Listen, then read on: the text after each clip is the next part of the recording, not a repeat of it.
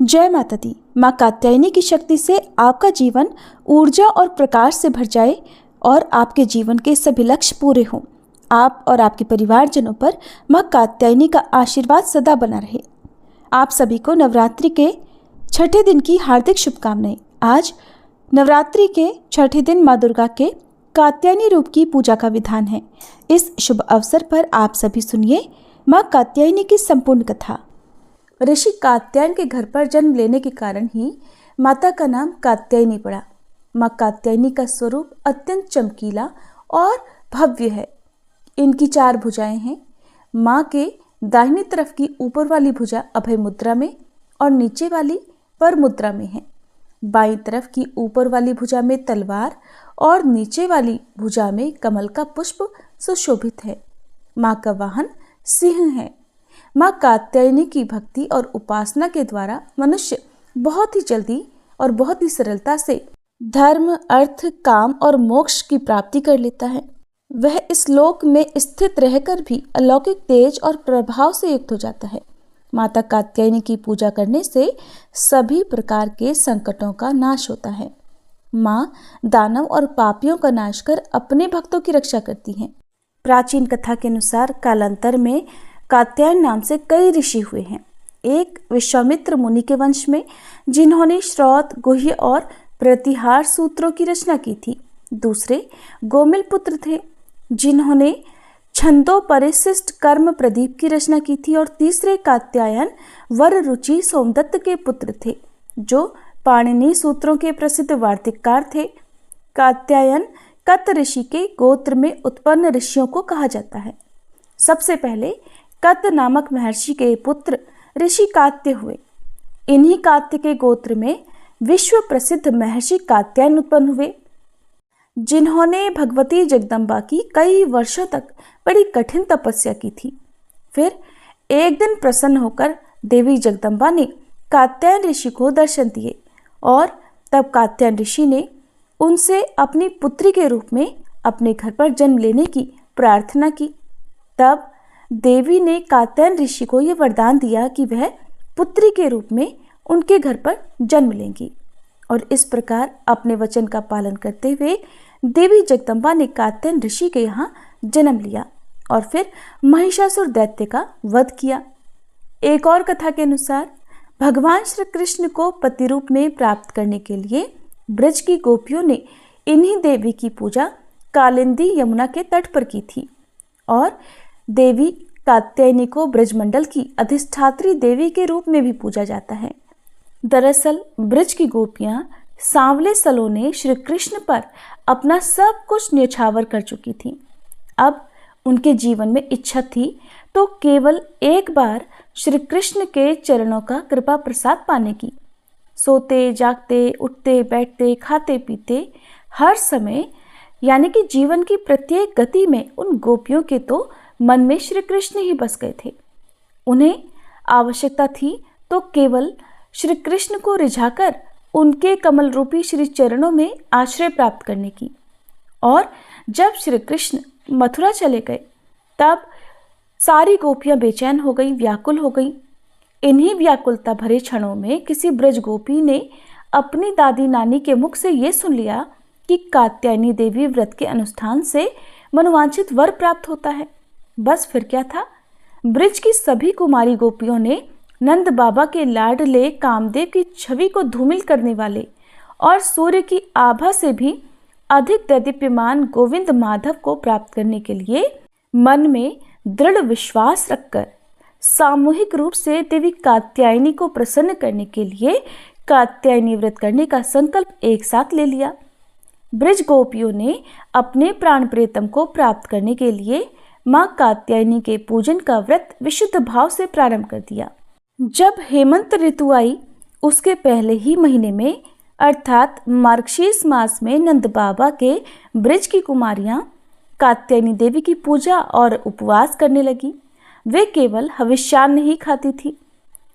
वे कुमारी गोपियां पूर्व दिशा का सूरज लाल होते होते यमुना जल में स्नान कर लेती, यानी ब्रह्म मुहूर्त में उठ जाती और तट पर ही देवी की बालुका से मूर्ति बनाकर सुगंधित चंदन, पुष्प, तरह तरह के नैवेद्य, धूप दीप, छोटी बड़ी भेंट की सामग्री, आम, अशोक के पल्लव, फल और चावल आदि से उनका पूजन करती।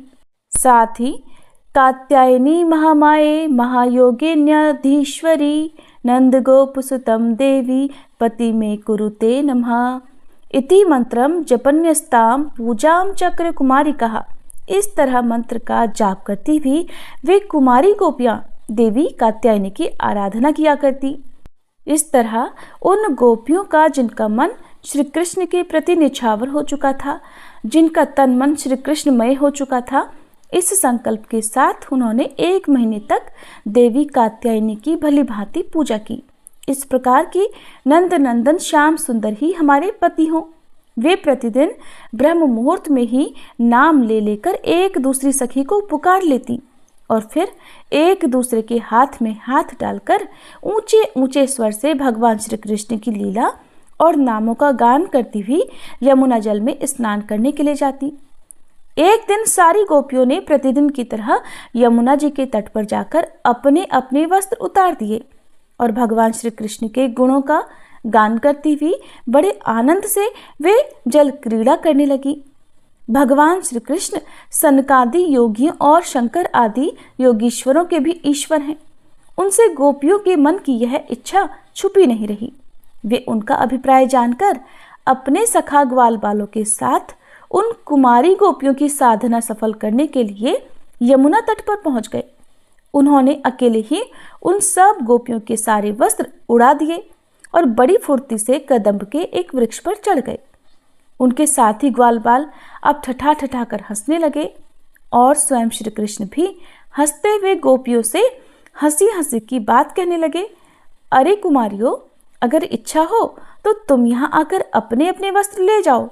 मैं तुम लोगों से सच सच कहता हूँ, मैं हंसी मजाक बिल्कुल नहीं कर रहा। तुम लोग व्रत करते करते दुबली हो गई हो। ये मेरे सखा ग्वाल बाल जानते हैं कि मेरी कोई भी बात कभी झूठी नहीं होती। सुंदरियों, अगर तुम्हारी इच्छा हो तो अलग अलग आकर अपने अपने वस्त्र ले लो या सब एक साथ आ जाओ, मुझे इसमें भी कोई आपत्ति नहीं। भगवान श्री कृष्ण की यह हंसी मजाक देखकर गोपियों का हृदय प्रेम से सराबोर हो गया। वे फिर थोड़ा सकुचाकर शर्मा कर एक दूसरे की ओर देखने और मुस्कुराने लगी। जल से बाहर नहीं आई। तब भगवान ने हंसी हंसी में ये बात कही। तब उनके विनोद से कुमारियों का चित्त उनकी ओर और भी खिंच गया। वे ठंडे पानी में गले तक डूबी हुई थी और उनका शरीर थर थर कांप रहा था। तब उन्होंने जल में बैठे बैठे ही श्री कृष्ण से कहा, प्यारे श्री कृष्ण, तुम ऐसी अनीति भरी बातें मत करो। हम जानती हैं कि तुम नंद बाबा के लाडले लाला हो, हमारे प्यारे हो। सारे ब्रजवासी तुम्हारी सराहना करते रहते हैं। देखो, हम ठंड के मारे ठिठुर रही हैं, तुम हमारे वस्त्र दे दो। श्याम सुंदर ते दास्य करवाम तवोदितम देही वासांसी धर्मज्ञ नोचेद राज्ञे ब्रुवामहे। प्यारे श्याम सुंदर, हम तुम्हारी दासी हैं। तुम जो कुछ कहोगे उसे हम करने के लिए तैयार हैं। हमें कष्ट मत दो, हमारे वस्त्र हमें दे दो, नहीं तो हम जाकर अभी नंद बाबा से कह देंगी। तब श्री कृष्ण मुस्कुराते हुए बोले, गोपियों, तुम्हारी मुस्कान पवित्रता और प्रेम से भरी है। देखो, जब तुम अपने को मेरी दासी स्वीकार करती हो और मेरी आज्ञा का पालन करना चाहती हो तो यहाँ आकर अपने अपने वस्त्र ले लो। वे गोपियां जल में बहुत देर से बैठी हुई थी, ठंड के मारे कांप रही थी। किसी तरह सकुचाते हुए वे गोपियां यमुना जी से बाहर निकली। उस समय उन्हें ठंड बहुत सता रही थी। उनके इस शुद्ध भाव से भगवान बहुत ही प्रसन्न हुए। उन्हें अपने पास आई देखकर उन्होंने गोपियों के वस्त्र अपने कंधे पर रख लिए। फिर बड़ी प्रसन्नता से मुस्कुराते हुए बोले, अरे गोपियों, तुमने जो व्रत किया था उसे तुमने अच्छी तरह निभाया, इसमें संदेह नहीं। लेकिन इस अवस्था में वस्त्रहीन होकर तुमने जल में स्नान किया है। इससे तो जल के अधिष्ठाता देवता वरुण का और यमुना जी का अपराध हुआ है। इसलिए अब इस दोष की शांति के लिए तुम अपने हाथ जोड़कर सिर से लगाओ और उन्हें झुककर प्रणाम करो। इसके बाद अपने अपने वस्त्र ले जाओ।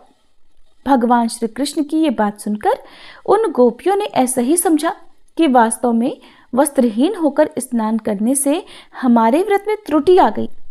अब उसकी निर्विघ्न पूर्ति के लिए उन्होंने समस्त कर्मों के साक्षी श्री कृष्ण को नमस्कार किया, क्योंकि उन्हें नमस्कार करने से ही सारी गलतियों और अपराधों का मार्जन हो जाता है, सब क्षमा हो जाते हैं। जब यशोदानंदन भगवान श्री कृष्ण ने देखा कि सब की सब कुमारी गोपियां मेरी आज्ञा के अनुसार प्रणाम कर रही हैं, तब वे बहुत प्रसन्न हुए। उनके हृदय में गोपियों के प्रति करुणा उमड़ आई और फिर उन्होंने उनके वस्त्र दे दिए।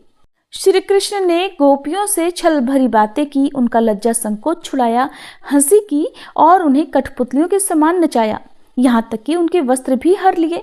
फिर भी वे गोपियां उनसे रुष्ट नहीं हुई। उनकी इन चेष्टाओं को उन्होंने दोषी नहीं माना, बल्कि अपने प्रियतम के संग से वो तो और भी प्रसन्न हो गई।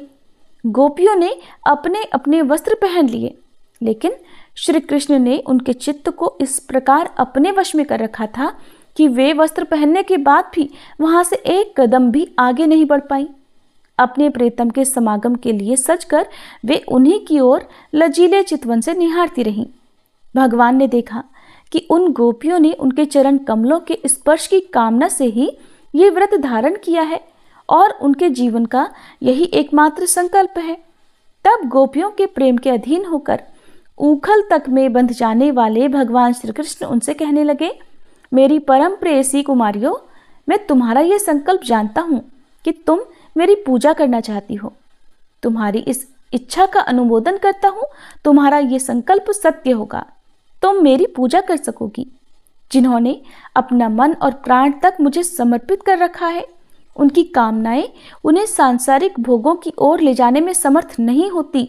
ठीक वैसे ही जैसे भुने हुए या उबले हुए बीज फिर से अंकुर के रूप में उगने के लायक नहीं रह जाते। इसलिए गोपियों, अब तुम अपने अपने घर लौट जाओ। तुम्हारी साधना सिद्ध हो गई है। अब आने वाली शरद ऋतु की रात्रियों में तुम मेरे साथ विहार करोगी।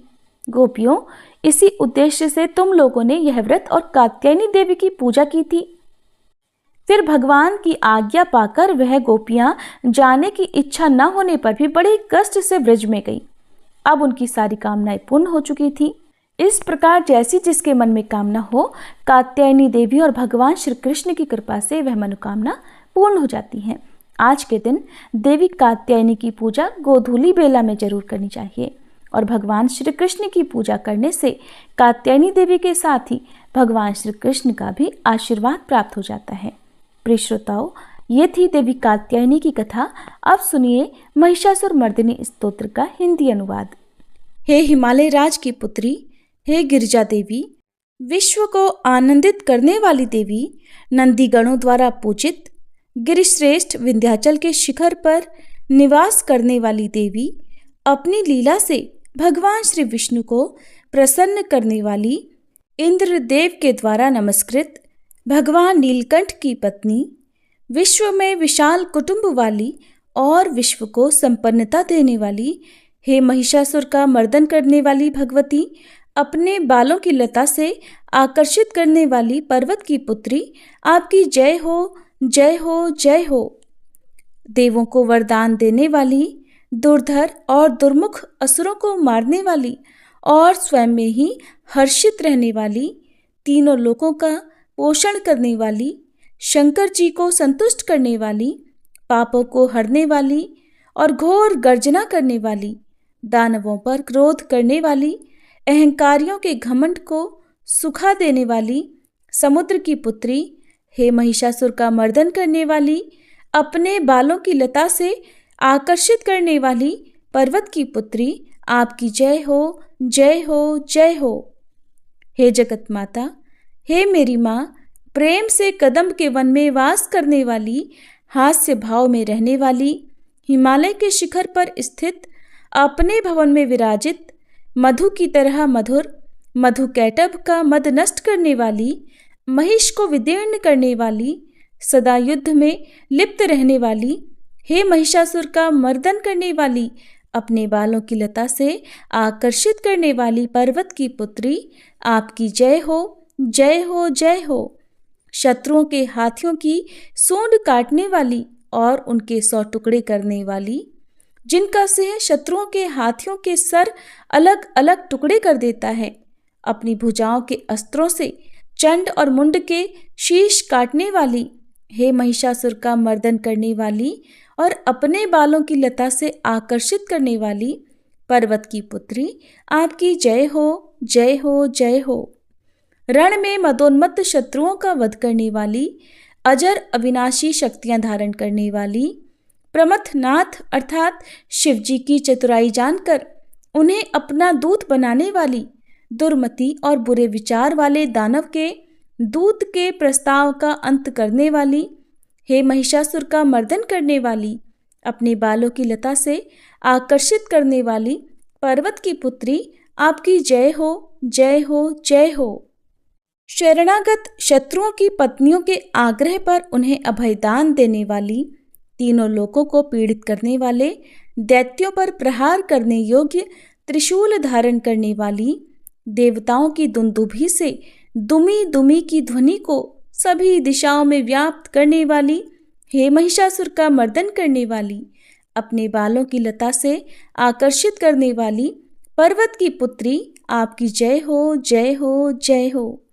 मात्र अपनी हुंकार से धूम्र लोचन राक्षस को धूम्र अर्थात धुएं के समान भस्म करने वाली, युद्ध में कुपित रक्तबीज के रक्त से उत्पन्न अन्य रक्तबीजों का रक्त पीने वाली, शुंभ और निशुंभ दैत्यों की बलि से शिव जी और भूत प्रेतों को तृप्त करने वाली, हे महिषासुर का मर्दन करने वाली, अपने बालों की लता से आकर्षित करने वाली पर्वत की पुत्री, आपकी जय हो, जय हो, जय हो। युद्ध भूमि में जिनके हाथों के कंगन धनुष के समान चमकते हैं, जिनके सोने के तीर शत्रुओं को विदीर्ण करके लाल हो जाते हैं और उनकी चीखें निकालते हैं, चारों प्रकार की सेनाओं, हाथी, घोड़ा, पैदल, रथ का संहार करने वाली, अनेक प्रकार की ध्वनि करने वाले, बटुकों को उत्पन्न करने वाली, हे महिषासुर का मर्दन करने वाली, अपने बालों की लता से आकर्षित करने वाली पर्वत की पुत्री, आपकी जय हो, जय हो, जय हो। देवांगनाओं के तत् था थेई थेई आदि शब्दों से युक्त भावमय नृत्य में मग्न रहने वाली, कु कुथ अड्डी विभिन्न प्रकार की मात्राओं वाले ताल वाले स्वर्गीय गीतों को सुनने में लीन, मृदंग की धू धुकुट धीमी धीमी आदि गंभीर ध्वनि सुनने में लिप्त रहने वाली, हे महिषासुर का मर्दन करने वाली, अपने बालों की लता से आकर्षित करने वाली पर्वत की पुत्री, आपकी जय हो, जय हो, जय हो। जय जयकार करने और स्तुति करने वाले, समस्त विश्व के द्वारा नमस्कृत, अपने नुपुर के झंझन और झिमझिम शब्दों से भूतपति महादेव को मोहित करने वाली, नटी नटों के नायक अर्धनारीश्वर के नृत्य से सुशोभित नाट्य में तल्लीन रहने वाली, हे महिषासुर का मर्दन करने वाली, अपने बालों की लता से आकर्षित करने वाली पर्वत की पुत्री, आपकी जय हो, जय हो, जय हो।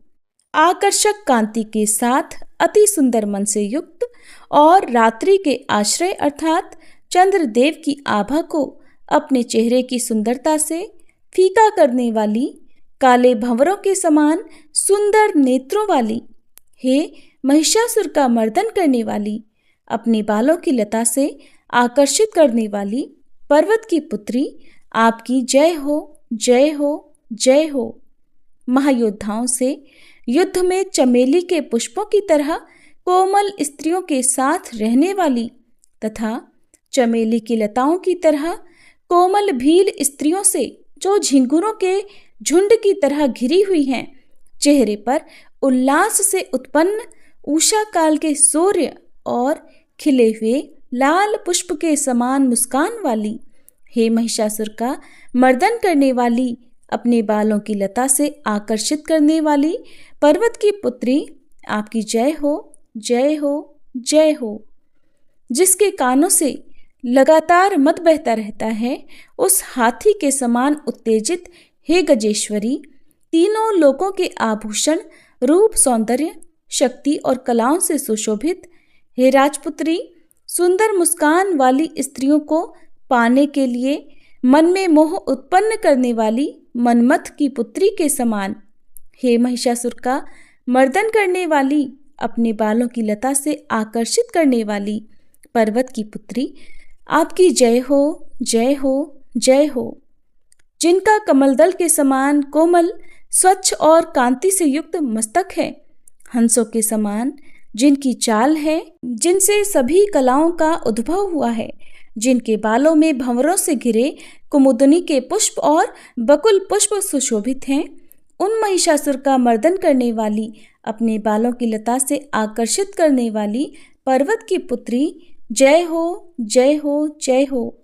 जिनके हाथों की मुरली से बहने वाली ध्वनि से कोयल की आवाज भी लज्जित हो जाती है, जो खिले हुए फूलों से रंगीन पर्वतों से विचरती हुई पुलिंद जनजाति की स्त्रियों के साथ मनोहर गीत गाती हैं, जो सद्गुणों से संपन्न शबरी जाति की स्त्रियों के साथ खेलती हैं, उन महिषासुर का मर्दन करने वाली, अपने बालों की लता से आकर्षित करने वाली पर्वत की पुत्री, आपकी जय हो, जय हो, जय हो।